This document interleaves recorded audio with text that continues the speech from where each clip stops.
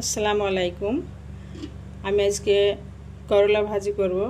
মানে যারা করলা খেতে চান না তাদের জন্য এই ভিডিওটা। এখানে আমি নিয়ে নিয়েছি করলা, পেঁয়াজ কুচি, মটরশুঁটি, পাতাকপি আর আছে সঙ্গে একটুখানি কাঁচা পেঁপে। তো যারা খেতে চান না করলা ভাজা তারা এইভাবে একসঙ্গে মিক্স করেই এটা ভাজি করবেন, খেতে অনেকটাই ভালো লাগবে। এখানে আমি কড়াই গরম করে নিয়েছি, কড়াইতে তেল দিয়ে দেব পরিমাণ মতো।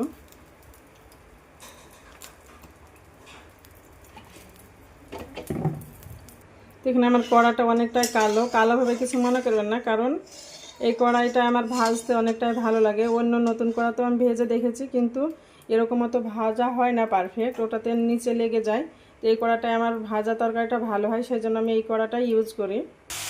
এখানে আমি দিয়ে দেব ধনিয়া পাউডার,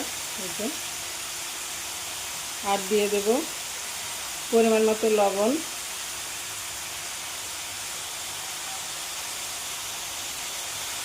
একটু হলদি,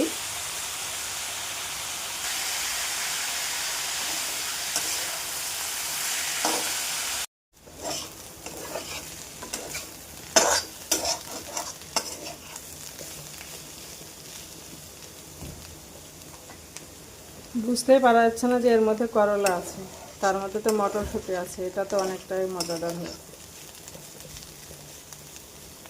তোমরা একবার এইভাবে বাড়িতে ট্রাই করে দেখো কতটা টেস্টি হয় করলা ভাজি।